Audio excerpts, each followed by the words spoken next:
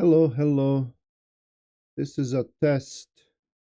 I'm doing a live stream today and making some changes and some things that I wanted to introduce. So if you're here, hello to you. And if you have any questions, let me know in the chat. But for now, hello to you. I'm just going to be testing all of this. So for like 3 or 4 minutes. Good morning, Isaac. Good morning, Martinez. For a few minutes, hello, Mohammed. I'm gonna be testing. I'm trying to stream to multiple platforms here, and hello, Manos Grande. And I just want to make sure that it's streaming to these multiple platforms. So I'm streaming on YouTube, on Twitch, on Facebook, on Instagram, on Telegram.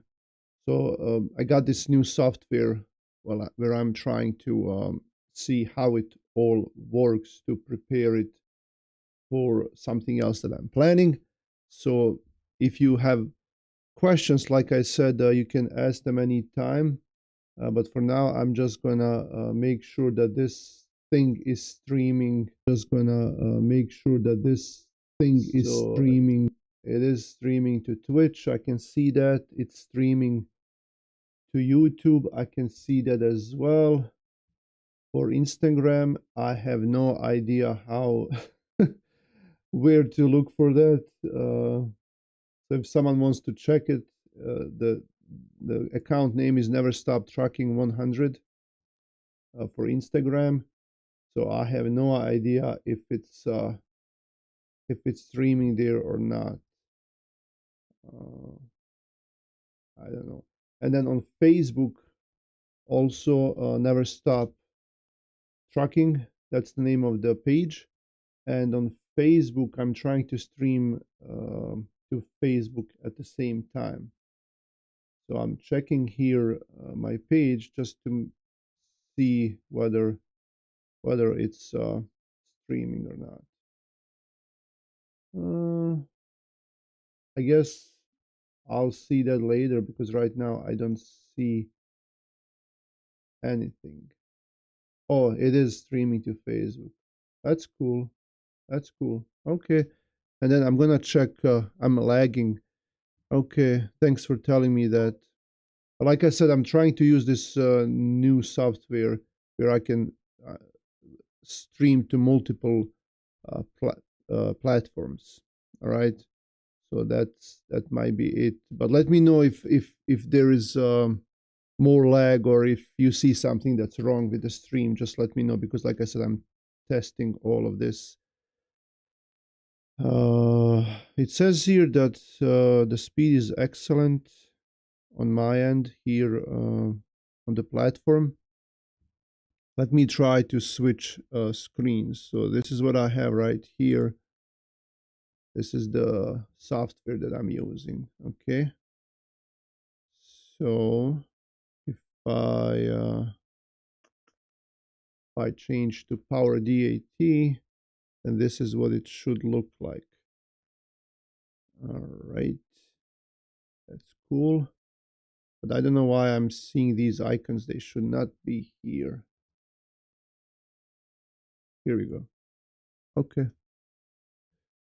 All right. So this looks okay. And then there is this part here, like if I'm dispatching trucks and if I'm talking about some sensitive information, for, like driver information and all of this. So I'm gonna switch to this screen, and you should not be hearing me. You should only hear music.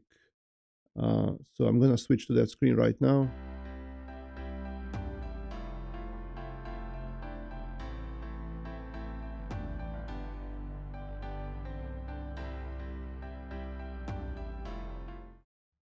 Okay, here we go. So let me know if okay, cool. Hey Miodrag and Ulrich and Jamie. Okay, and then it still shows that for some reason those, I'll fix that later, but it doesn't matter. Well, the music that I've got is from YouTube. If you go to the Creator Studio on YouTube, then they have free music where you don't have to attribute anyone. So I'm using that music specifically, and thanks for reminding me. But like I said, if you have any questions about dispatching or anything like that, just let me know, and I'll answer them. This will be a short stream, and I can see that like I just I just changed those screens here. Wow, that's weird. There's a lag. And what else? What else? There should be a way to add things here. Yeah, I see already 2 questions. Like I said, if you just keep asking them, and I'm gonna be messing with this for a little while and see, because there should be a way to add a ticker, like the scrolling text down on the bottom, and I should be able to add comments or something else to this screen, but I'm still learning with this program. So let me know, because I guess that will not work the way I planned with this. All right, never mind. Well, let's go to the questions first. I appreciate if I would appreciate it if you break down the whole steps, like from calling the broker to then rate confirmation and then so on. Please break it down whole steps. Okay. Well, I would that would be a totally different video. I'm gonna switch screens here. Okay, here we go. That would be a different video. It's but we have that in our dispatching course. We have that lesson where it shows that the way it works exactly. I can try to find that thumbnail here. I'm gonna go into the course real quick, and I'm gonna find the thumbnail here that we used. I'm gonna log into the course itself. And then I'll explain that as quick as I can, okay?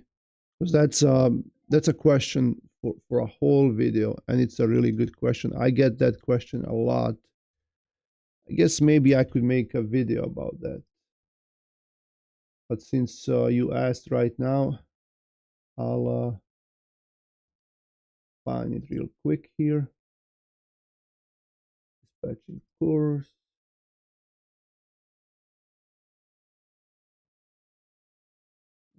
Okay. The procedure from booking the load to invoicing. Okay. I got it here. I'm gonna bring it here into the screen so you can see it. Okay, so this is the lesson that we have in our course. This is inside the course, Ready to Dispatch course. So I'm just gonna do this here. Try to find that thumbnail here. Where is it? Where is it? Okay, here it is.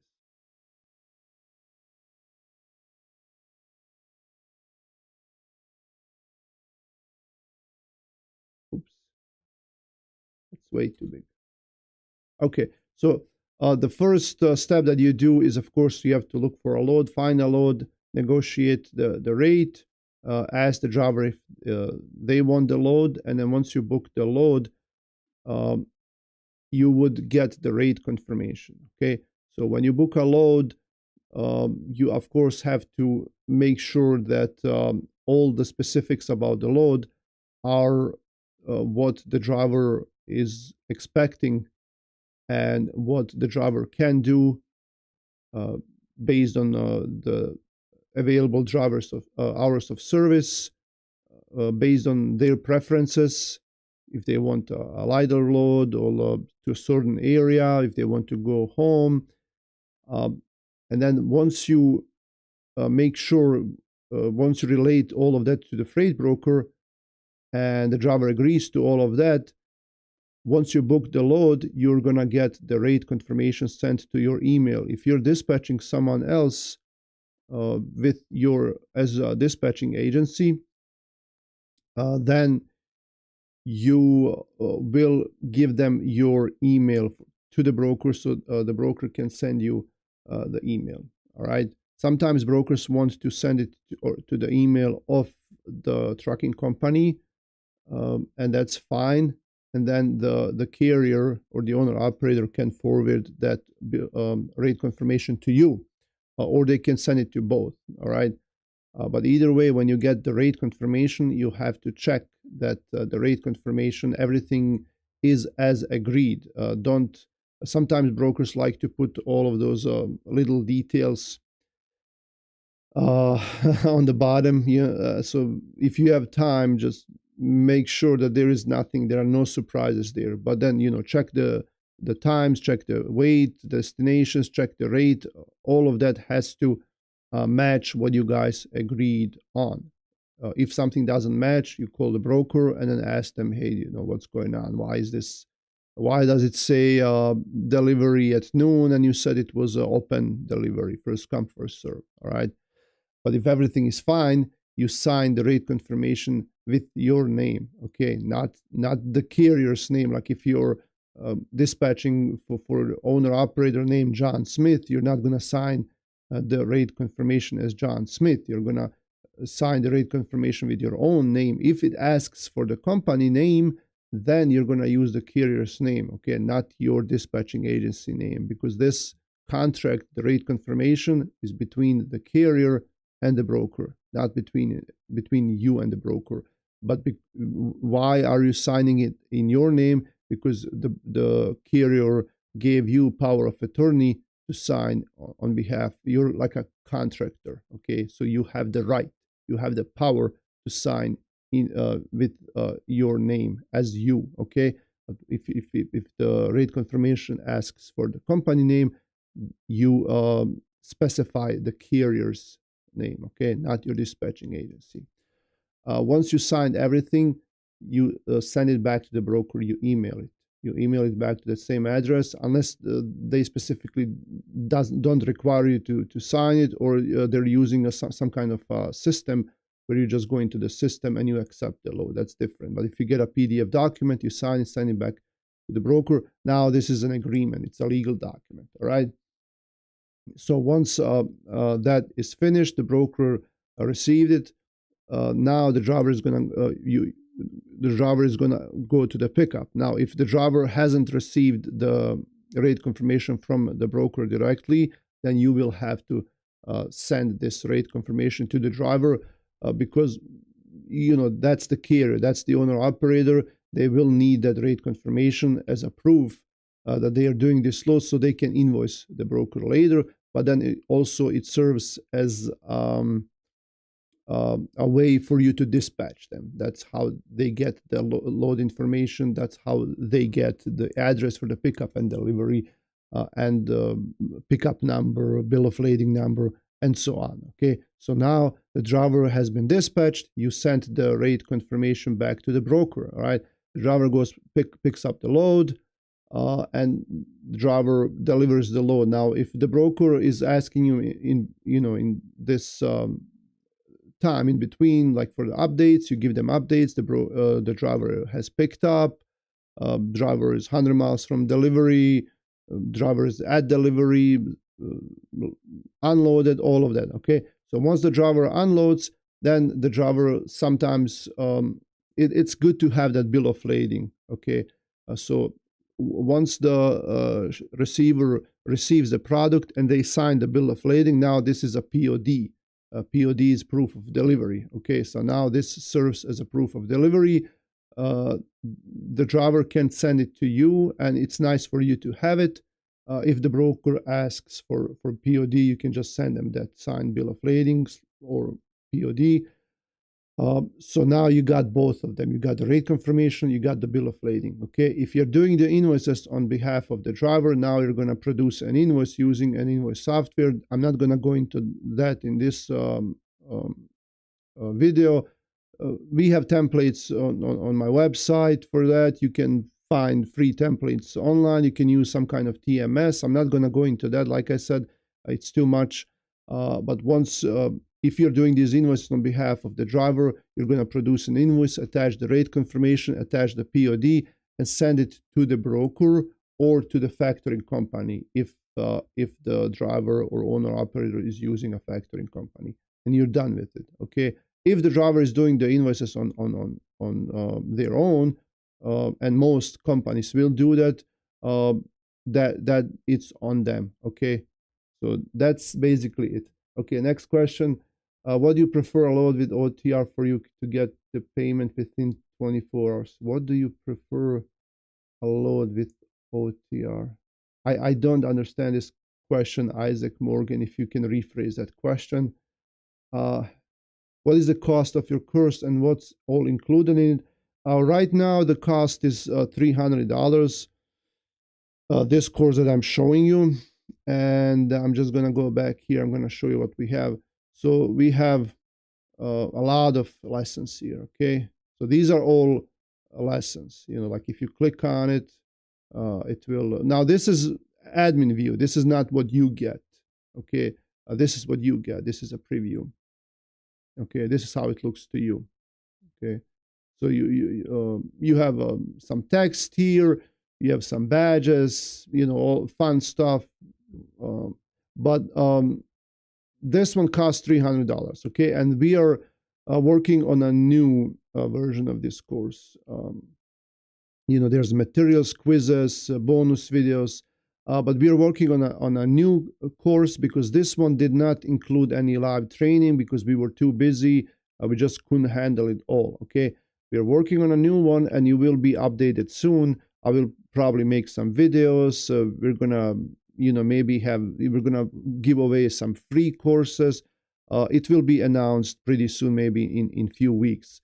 So this new version will have live training videos with myself and maybe sometimes Emro, but with myself mostly. And most likely it's going to be like around this time on a Saturday morning. Okay, so what we're going to do, we're going to get all together, whoever is in this course, we're going to get together, and we're going to do live training. We're going to call brokers. We're going to negotiate loads with them. You are going to call them.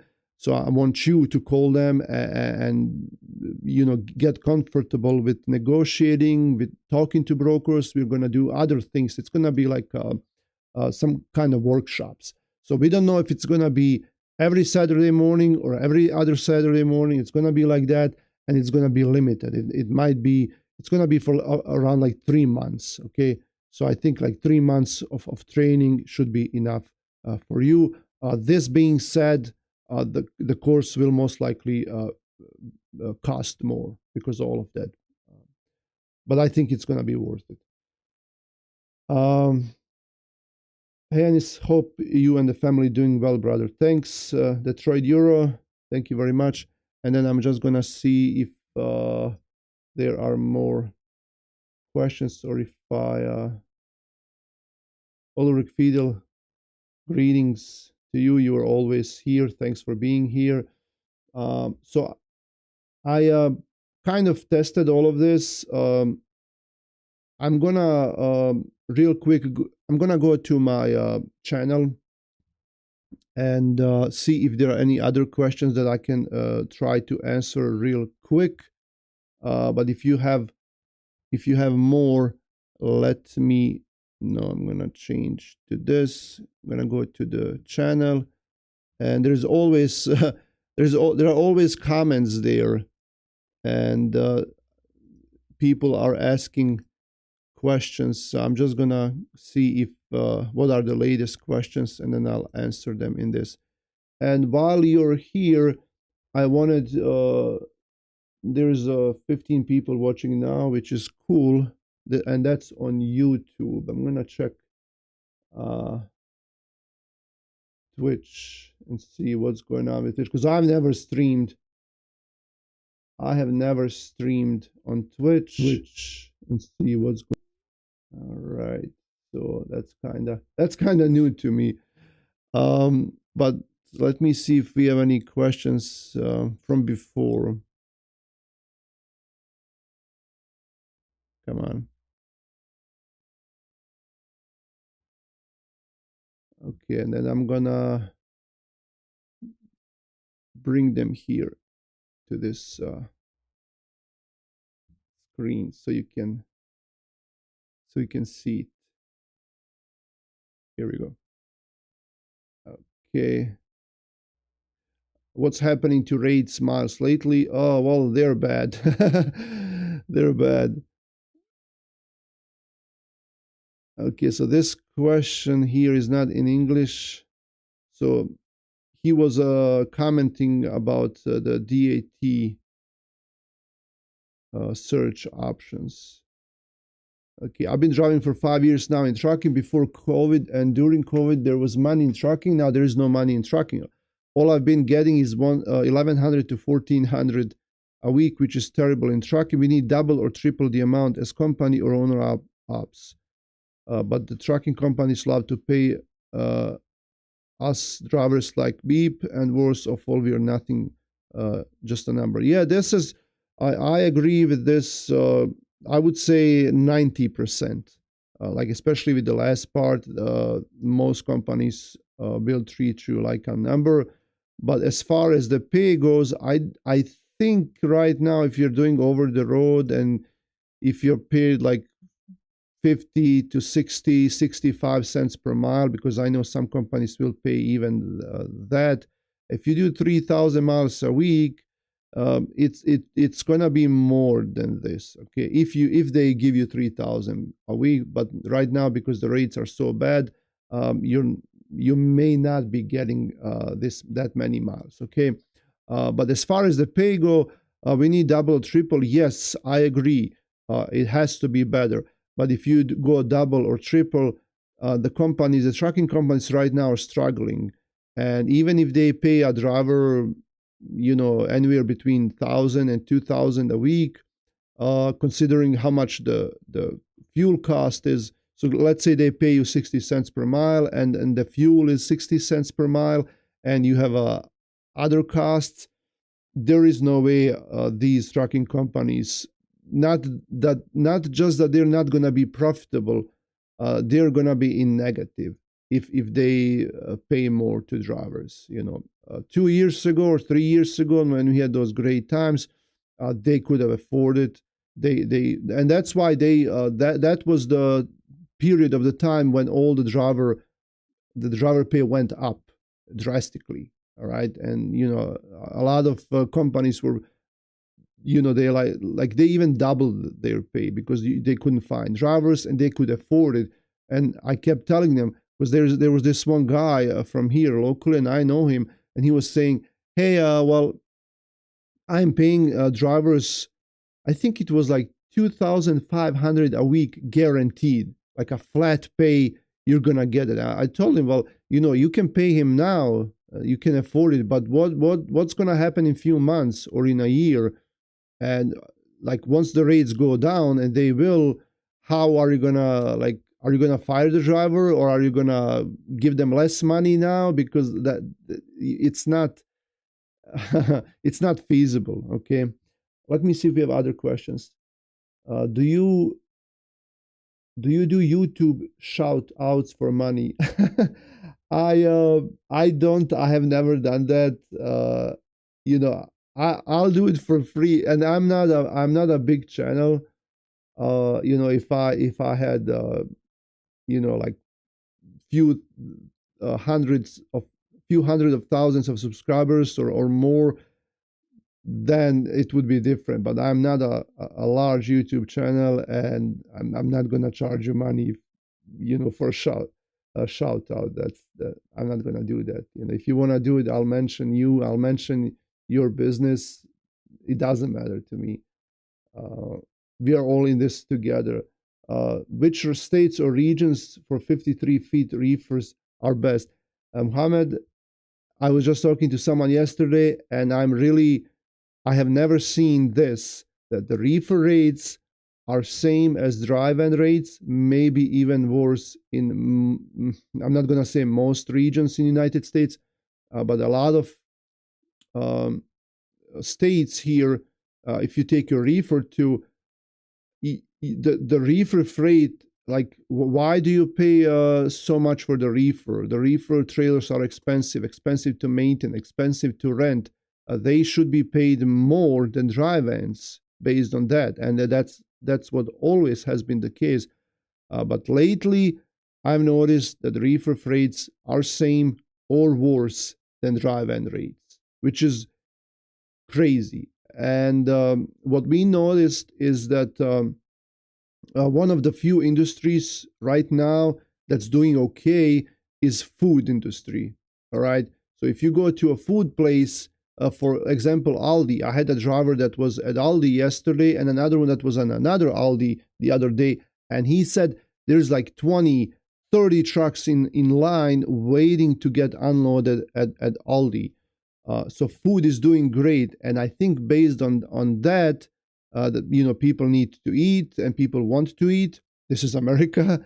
Um, there is more demand for reefers. Okay, there's more loads, and drivers will take those loads just so they can get busy. But because there is a lot of reefer freight, they're cutting down the price and they're saying, hey, well, we're just gonna pay you what we have to. You should be happy that you have this freight, that you're doing this freight. That's crazy. And based on all of that, I guess they are slashing the reefer rates. And I'm not saying this is happening all over, but I see it in a lot of states. For example, we had someone that wanted to go from Texas to California the other day. The freights were terrible. We had someone in Iowa the other day, same thing. And I spoke to Amro because he was dispatching this guy and told him, I just find him a dry van load. Just put something dry on the reefer just to get him out of that state. But he says, like, no, like it used to be a lot of floats you would be able to put them on a van or on a reefer, but now it's either reefer or van. That's it. And if you call them, ask them for like if this can load on a reefer, if it's a dry load, and this is a new carrier that doesn't have inspection, man, you're not gonna make any money.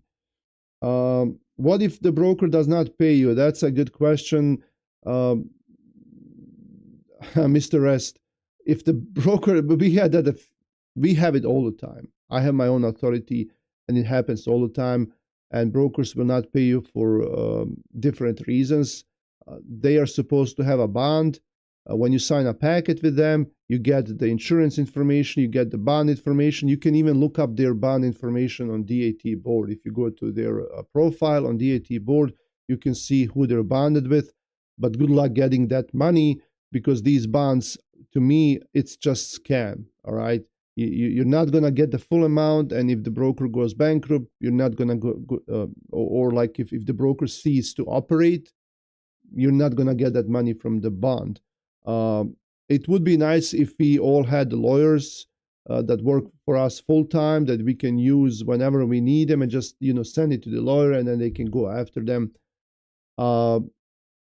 It's I have few videos about that. Okay, it's a long story. It's gonna be a long explanation, like how to try to get to the top, to the manager, or leave them reviews,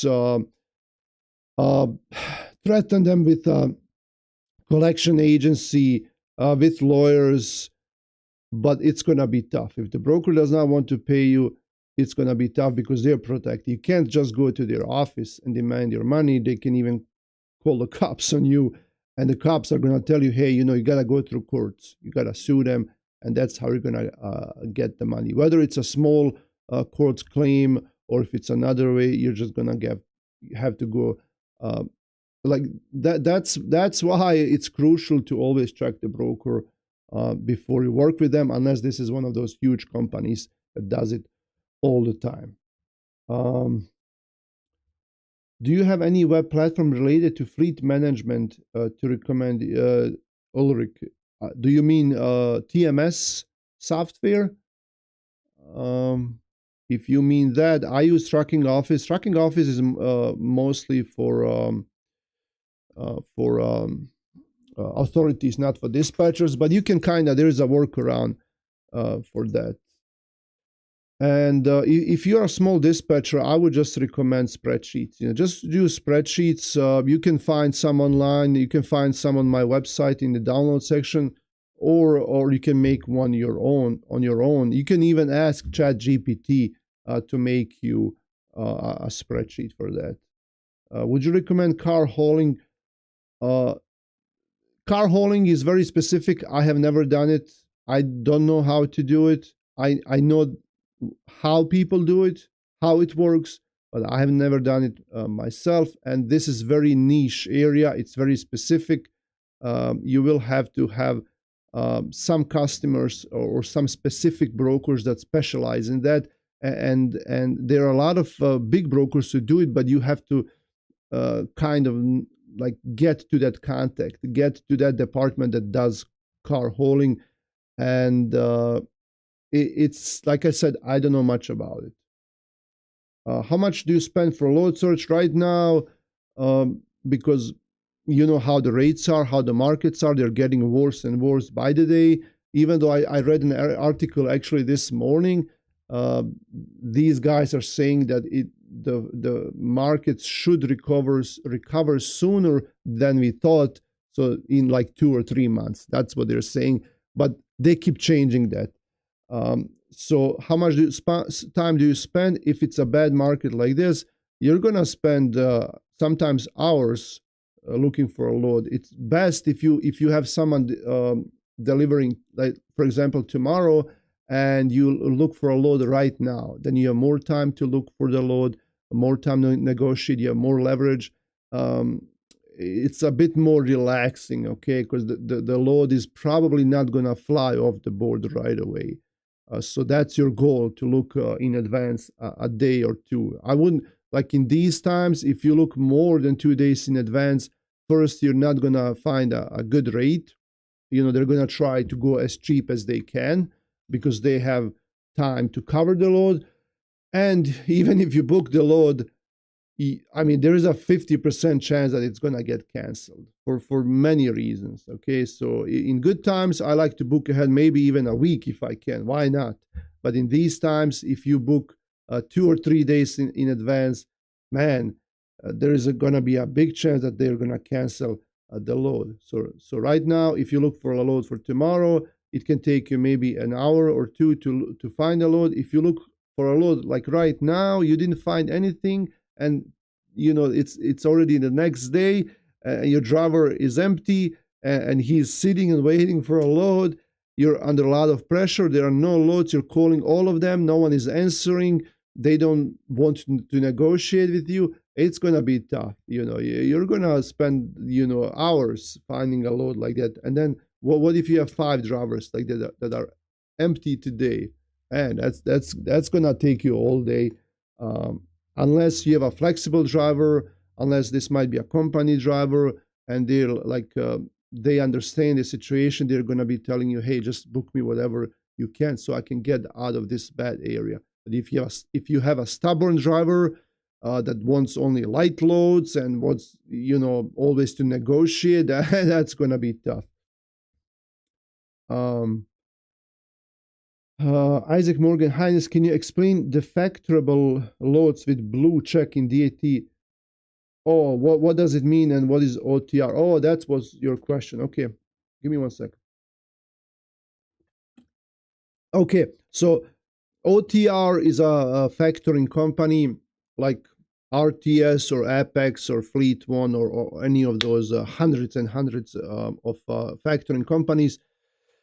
OTR is just one of them. And as far as I know, OTR has good reviews. I haven't heard a lot of people complaining about OTR. OTR is just a factoring company that's set up with DAT board.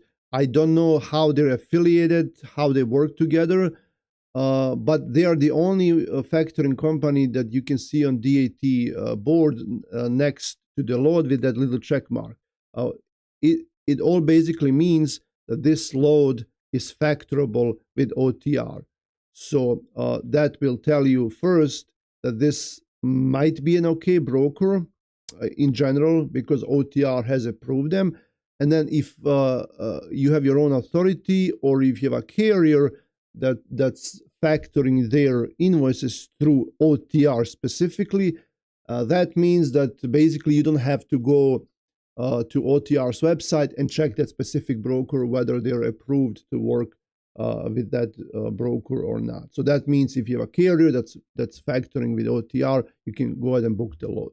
Okay, that's all it means. Sir, what to do as a dispatcher if the carrier doesn't pay? Well,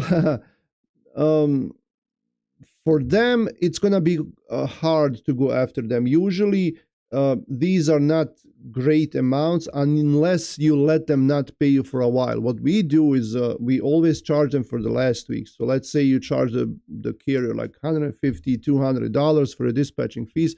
For everything that they did on last week, on Monday, we would send them an invoice to pay us for that last week, okay? Now we give them like 2 or 3 days to pay, and we keep dispatching them. But if they don't pay until Friday that next week, then we're gonna talk to them and we're gonna ask them, hey, when are you gonna pay? We need this paid. And if they even go into the next week, then we're gonna tell them, hey, we can't dispatch you. We already dispatched you for 2 weeks. You owe us 2 weeks now, and we're not gonna dispatch you until you pay. It's because like. And if someone, because I had a guy that told me the other day, hey, I have a carrier that owes me like $1,200. Well, why did you dispatch that carrier for that long without, having them pay you? So that first you shouldn't do that. I know it's not your fault that they're not paying, but this is a way to kind of, make sure even if they don't pay you, that it doesn't come out to be a great amount of money. Okay, if you have to, like, if they don't pay you $200-300, then you can live with it. But if they don't pay you $1,000, that's a different story. Okay, so you always have to keep an eye on that. If they don't pay you, keep calling them. Be nice, be professional. Keep texting them. Hey, we need this to be paid. I have bills to cover. Just be kind. And I know even carriers right now are struggling. For them every dollar means a lot, and I understand. Hey, well, if you can't pay everything now, just pay me something today and something in 2 days, things like that. If at the end they don't pay you at all after everything you tried, even like if you don't live in the United States, and I know there are a lot of dispatchers that don't live here, for them it's going to be tough. You can't take them to court. You can't sue them. What usually works for us, and we had it only a few times, this is what we do. This is what I do. You send them a text message in the morning, after you tried everything. You send them a text message in the morning and tell them, hey, we tried getting this invoice paid from you, and we've been giving you a dispatching service for a while, something like that. If you don't pay this bill today, I have no choice but to submit your account to a collection agency. Okay, that's what you tell them. I have no choice. If you don't pay by the end of the day, don't give them a week. Don't give them 3 days. Tell them, if you don't pay by the end of the day, I have no choice but to send your account to a collection agency. 90% of them will pay that same day. I guarantee you. Even though you're bluffing, it's a bluff. But as soon as you do that, they will pay you. So yeah. Then if they don't, yeah, I know, try something else. I have other questions. All right. Does it mean that you will be paid or receive the payment in 24 hours instead of waiting 10, 18, or 20 to get the payment for that loan? Yeah, that's what factoring companies do, Isaac. Factoring companies pay you usually the same day or the next day, okay? And they don't pay you as a dispatcher, they pay the carrier, okay? Let's clarify that. They pay the carrier. So yeah, that's the factoring companies do. I actually read something on Reddit that there is a lot of fraud in the industry, especially double brokering. How do you deal with this? There are a few videos. Just look on my channel. There are a few videos where I talk about fraud. Just type into the search bar on my channel, fraud, double brokering, things like that. And then also I read an article yesterday that FMCSA is creating a new platform for like applications for new carriers, and then also for existing carriers. All existing carriers will most likely have to verify their accounts, and I think they might even be looking for our driver's license. Like if I have my own authority, they will look for my driver's license, so they can verify that I'm actually the person that lives here on that address that I'm claiming to be, that I'm actually owner of the company, and they're working full-time against fraud and double brokering, and there are other things I think that they're implementing. So FMCSA is slow, but I guess people have been complaining, and they're working on that. Okay, so hopefully they're gonna come out. What you can do is read reviews for the brokers. Check their website, check if they have Google reviews, check if they have social networks, if they have those kind of reviews, check if they have a DAT load board account, if they have reviews over there. Call the number that's registered, that's on DAT load board, or if you go to FMCSA to a carrier snapshot and you find that broker there or authority, call that number that's listed on there and verify with them before you book the load. And ask them, hey, is this really you? When they send you an email, is it a generic email? Is it a Gmail email? Like we had one the other day, I think it was like johnsmith@gmail.com. It's obviously a scammer or a fraud, whatever you want to call it. So if they have a company email, like is there the phone number that's in the email? Does it match what's on their website, what's on FMCSA? Try calling that number if they don't answer. There's a lot of things. And like I said in that video, I talk about those things. Okay. If someone has two companies with two different EIN numbers, can they work with two different factoring companies? They have to have two authorities, Norman. If a carrier wants to work with a factoring company, they have to have an authority, okay, from FMCSA. That's how they're going to sign up with a factoring company. Now, some factoring companies might be flexible, and some of them will tell you, hey, you don't have to factor all invoices. You can factor only certain ones. But there's a catch. For example, if you factor 10 invoices with C.H. Robinson, with that company, and the 11th one you don't want to factor, factoring company will tell you you can't do that until C.H. Robinson pays all of the earlier loads. Once they pay them to the factoring companies, then you can factor another invoice with that broker. But as long as that broker has a balance, this is more simple. If you start factoring with one broker, with a factoring company, then you will have to continue factor all the future invoices from that broker with that factoring company, unless they pay out all of the invoices, and then you can have them pay you directly or pay to a different factoring company. Okay, so you have to check with your factor. For example, you're factoring with RTS, you have to check with them, hey, do I have to factor all of the invoices?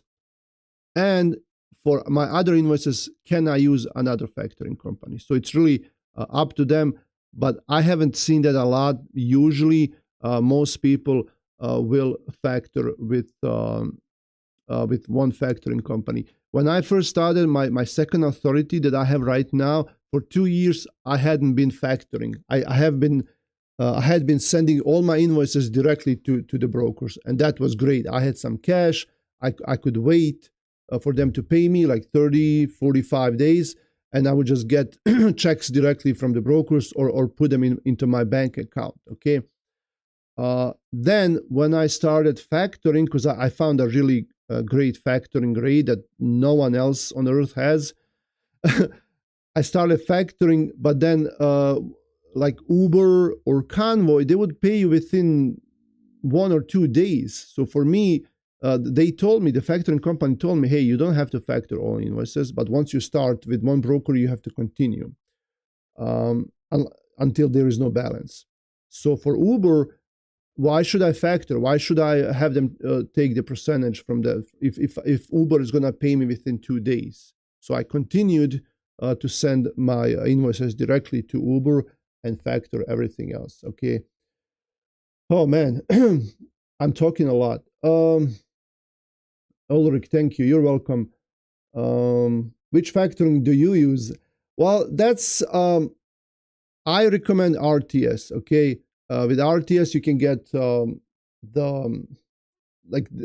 because I'm their affiliate, they can give you certain discounts, and they have veteran discounts. They have sometimes they have introductory rates. That's who I recommend. Okay, RTS. And I know people don't like RTS because they're very strict. They're not going to work with a lot of brokers. But then that they say, hey, it's for your own safety. We vet all these brokers. If there's a red flag, we're not going to let you work with them because they are not safe, and it's better for you and for us. And that's what they say. I kind of agree with that, but they should be more flexible. I give you that. Give us dispatch scripts in PDF. On the Never Stop Trucking website and carrierdatabases.com website that Emre and I run, there is a dispatching script with like 30 dispatching scripts.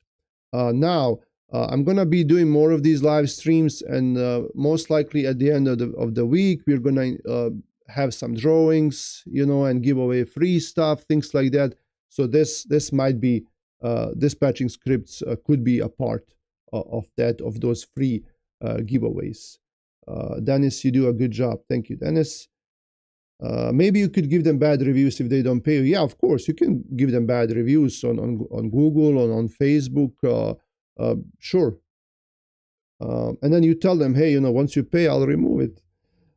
Thank you. You're a big help to us. This is like a free dispatch course for us. You're welcome. No problem. I hope in the future I can work for your company. Yeah, sure. Why not? And then also, okay, so this is it. I'm gonna introduce something real quick. I didn't want to introduce this officially, but this is kind of we have a good thing going on right now. We're interacting, talking to each other. As of next week, I'm planning to go live most mornings. Okay, so most mornings, business days. I don't have a set schedule because that's going to be tough, but in the morning, like around 8 a.m., I'm going to be dispatching live. I'm going to share like everything, what I do here, and I'm going to dispatch live. Okay, we're going to call brokers. We're going to talk to the drivers, and I'm back in the office. I started driving for a while, but now I'm done with driving. I'm back into the office full time. And that's why I'm testing this. I'm testing this so I can start it as of next week. So we're going to do a lot of live dispatching. Okay. Thanks everyone for being here, for watching the channel. The best way to help the channel is to subscribe unless you haven't done so. Like each video, comment on the videos, share those videos, and that will give more exposure to more people, and that's the best way to support the channel and show I'm not gonna, I don't know how to put it. Well, help the channel grow. Okay.